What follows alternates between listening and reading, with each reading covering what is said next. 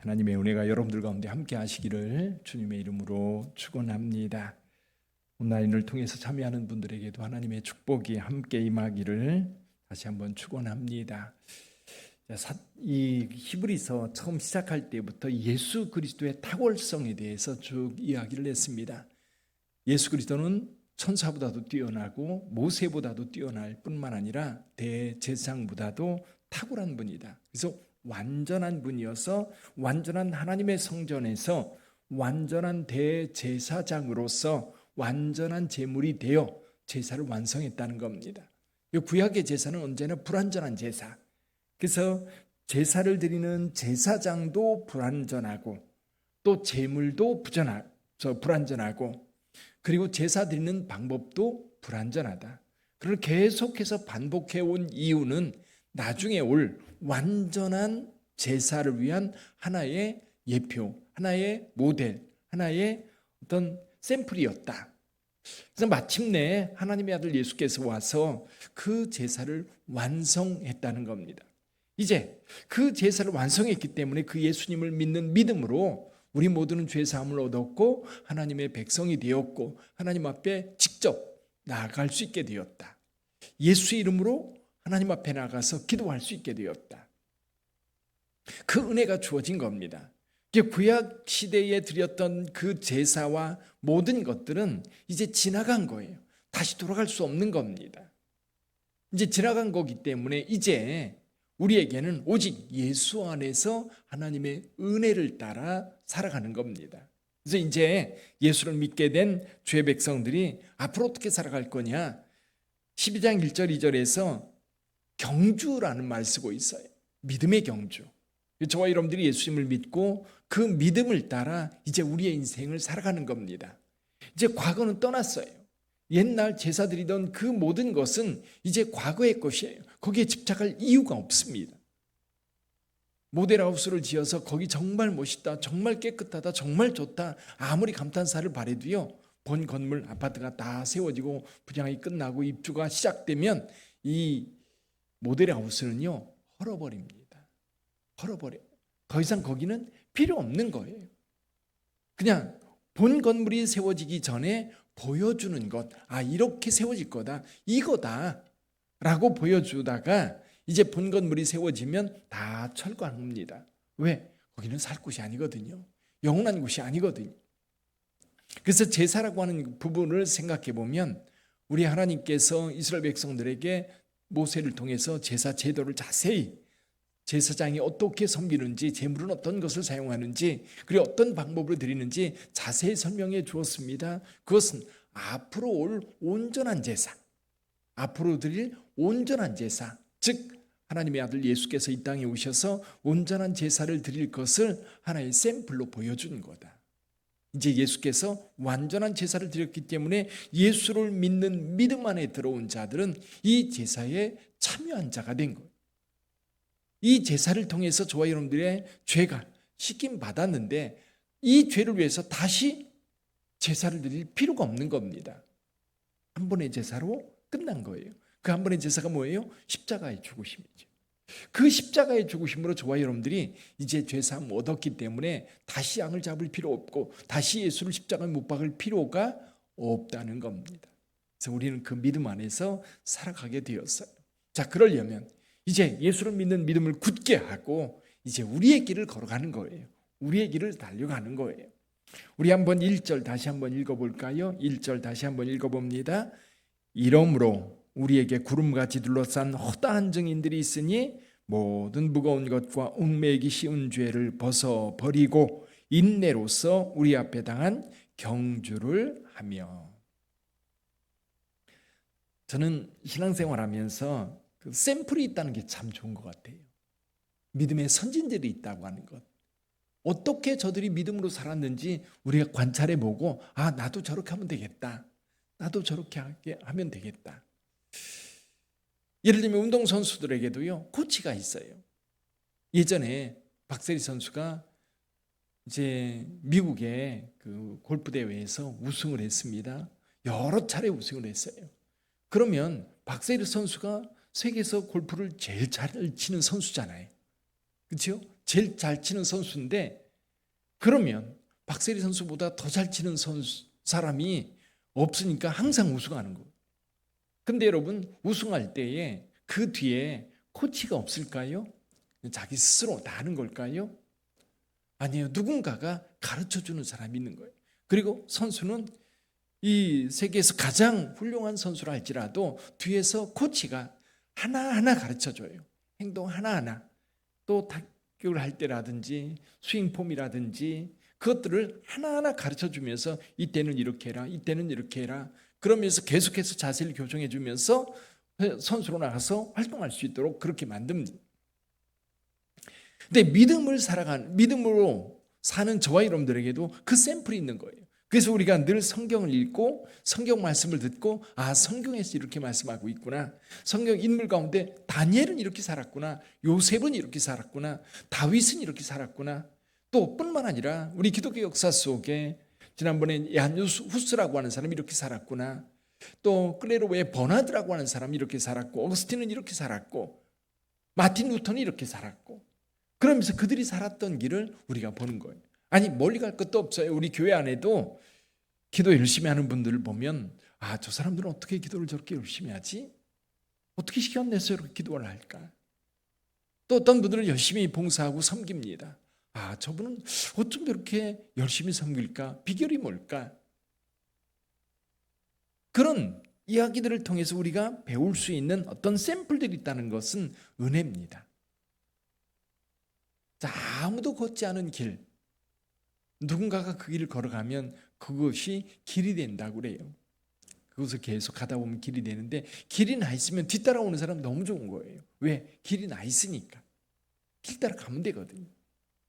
우리는 개척자가 아니라 여러분 누군가 걸어간 그 길을 따라가는 거예요. 그래서 여기 히브리서 저자는 앞에 11장에서 믿음의 선진들의 얘기를 쭉 한 겁니다. 그러면서 결론이 뭐예요? 우리에게 이렇게 구름같이 허다한 증인들이 있다. 믿음으로 살아서 승리한 자들이 있다. 그러므로 우리도 넉넉히 믿음을 따라 살아갈 수 있다는 겁니다. 믿음을 따라 살아갈 때, 믿음의 경주를 할 때 첫 번째로 해야 될 것, 그게 뭘까요? 여기 보니까 이렇게 말씀하고 있어요. 모든 무거운 것과 얽매이기 쉬운 죄를 벗어버리고 인내로서 우리 앞에 당한 경주를 하며. 마라톤 선수가요, 이제 뛰려고 딱 이제 출발선에 섰습니다. 근데 두꺼운 외투를 입고 나왔어요. 그럼 뛸 수 있을까요? 만약에 그 사람이 경주를 계속할 거라면 그거 벗어버려야 됩니다. 가장 가벼운 옷, 가장 편안한 옷, 그리고 달릴 때에 뭔가 거추장스러운 것이 있으면 안 되는 거예요. 어떤 것이든지 그래요. 그래서 거추장스러운 거 다 벗어버려야 되는데 믿음의 경주에 있어서 특별히 중요한 것이 뭐예요? 죄입니다. 죄를 벗어버려야 돼요. 왜? 예수께서 우리의 죄를 사해 주셨거든요. 우리 스스로가 주님 앞에 고백하고 이 죄로부터 자유함, 이 죄로부터 벗어나서 그 자유함으로 하나님 앞에 나갈 때에 우리는 그 믿음의 경주를 기쁘게 할 수 있는 것, 자신감 있게 할 수 있는 것. 저와 여러분들은 늘 우리를 살펴야 돼요. 내가 뭔가 하나님 앞에 잘못한 것이 있는가, 죄가 있는가. 매일 하나님 앞에 고백하면서 주일날 또 예배를 드려 나올 때에 예배 시간에 고백하는 시간이 있어요. 그때 고백하여서 늘 정결한 삶을 살아가는 저와 여러분들이 되기를 주님의 이름으로 축원합니다. 벗어버려야 될 것 다 벗어버리십시오. 두 번째, 목표가 분명해야 돼요. 결승점이 분명해야 돼요. 100m 달리기 하는 선수들은 이 출발선에서요, 저 그때 100m 끝에 결승선이 있어요. 그것을 향해서 달려갑니다. 마라톤 하는 선수들도 마찬가지예요. 코스를 미리 쭉 인지하고 그 코스를 따라서 이제 돌아와야 됩니다. 그 결승점이 어디인가? 출발선과 결승점이 다르거든요. 출발선에 출발해서 돌아서 메인 스타디움 그 결승선이 준비되어 있습니다. 거기에 도착할 때 이제 그런 그 마라톤 경기가 완주가 되는 것. 저와 여러분들이 믿음의 경주를 할 때에 우리가 바라봐야 할 결승점은 뭐예요? 예수 그리스도다. 예수 그리스도. 여기 이렇게 말합니다. 믿음의 주요 또 온전케 하시는 이인 예수를 바라보자. 우리 따라서 한번 읽어볼까요? 믿음의 주요 또 온전케 하시는 이인 예수를 바라보자. 시작. 믿음의 주요 또 온전하게 하시는 이인 예수를 바라보자. 예수를 바라보자. 우리는 늘 예수 바라보고 신앙생활을 해야 돼. 우리의 결승점이기도 하고요, 동행자이기도 해요. 우리가 늘 믿음의 경주를 할 때 주님 우리를 지켜주시거든요. 그리고 주님을 바라보면서 주님 모습 닮고 주님 닮으면 돼요. 주님과 동일한 모습에 도착하면 돼요. 그래서 여러분, 우리는 믿음의 주여 또 온전케 하시는 이인 예수를 바라보면서 달려갑니다. 또 한 가지, 이제 여기 히브리서 저자가 이야기하는 것이 있어요. 그게 뭐냐면 징계라는 말을 여기서 계속 쓰고 있어요. 징계. 저는 이 징계라는 말, 다른 곳에서는 시험이라는 말을 쓰기도 하고요, 또 다른 표현을 쓴다면 고난이라고 이야기할 수 있어요. 고난 또는 시련일 수 있고요, 또 여기서는 징계라고 이야기를 하고 있는데 믿음의 훈련입니다. 믿음의 훈련. 그래서 여기 5절에 보면 또 아들들을 권하는 것 같이 너희에게 권하신 말씀도 잊었도다 그랬는데, 하나님께서는 아들을 징계함 같이 견실히 우리 성도들을 징계한다는 겁니다. 징계라고 하는 게 뭐예요? 우리를 훈련시킨다는 거예요. 훈련하기 위해서 어떤 부분, 우리가 좀 훈련을 제대로 하기 위해서는 정말 혹독하게 훈련을 합니다. 옛날에 황영조 선수가 바르셀로나 올림픽에서 금메달을 땄습니다. 근데 나중에 황영조 선수가 그런 얘기를 하더라고요. 원래 저 동해 출신이거든요. 이제 코치는 자전거를 타고 가고 자기는 달려가는 거예요. 그러면 얼마나 힘든지 달려온 저 맞은편에 자동차가 오면 거기에 이렇게 달려들어서 죽고 싶을 때가 한두 번이 아니었다고 그래요. 그만큼 혹독한 거예요. 그런 훈련을 견딘 자들이 어디예요? 마라톤에서 승리할 수 있는 거죠. 믿음에도 그렇다는 거예요. 저와 여러분들에게 시련이 있을 때 그 시련이 시련으로 끝나는 게 아니라 하나님의 징계다. 아들을 훈련하는 그 징계, 근실이 징계해서 잘못된 길로 가지 않고 바른 길로 가도록, 그리고 바른 길을 가되 그 길을 승리자의 길로 갈 수 있도록 우리를 훈련하고 징계하면서 우리를 세워 간다는 겁니다. 근데 많은 성도들이 이 훈련, 이 징계가 있을 때에 그 고난을 견디지 못하고 이제 포기하는 경우가 종종 있다는 겁니다. 지금 히브리서 저자는 계속해서 하는 얘기가 그거예요. 우리 믿음을 끝까지 지켜가야지 중간에 포기해서는 안 된다. 과거로 돌아가서는 안 된다. 그 얘기를 지금 계속 반복해서 하고 있거든. 사랑하는 성도 여러분, 저와 여러분들도 마찬가지입니다. 믿음의 길을 가는 것 어쩌면 어려울 수 있어요. 쉬운 길이 어디 있겠습니까? 우리 믿음의 주, 우리 주님께서도 그 십자가 길을 걸어가실 때 얼마나 큰 고통과 아픔과 조롱과 비난이 있었습니까? 그럼에도 불구하고 끝까지 견디어서 십자가를 지셨고 그 십자가의 은혜 때문에 저와 여러분들이 살았어요. 근데 저와 여러분들은 그래도 늘 주님께서 우리 곁에서 우리를 지켜주시고 우리가 갈 수 있는 길들을 분명하게 보여주셨고 먼저 간 사람들이 있기 때문에 그 길을 우리는 갈 수 있는 거예요. 좀 힘들어도 갈 수 있는 거예요. 근데 만약에 조금 힘들다고 포기한다면 어떻게 우리가 하늘나라에서 그 멸류관을 받을 수 있겠는가? 그래서 저와 여러분들 좀 힘들고 어려워도 끝까지 참고 끝까지 인내하는 자들에게 이 상급이 주어진다는 겁니다. 너무 쉽게 포기하지요.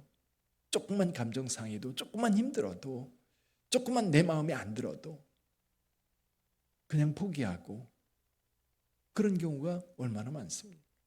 사랑하는 성도 여러분,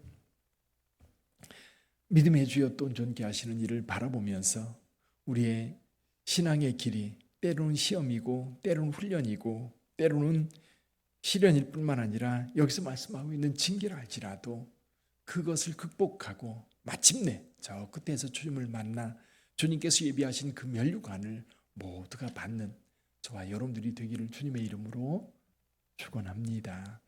기도하겠습니다.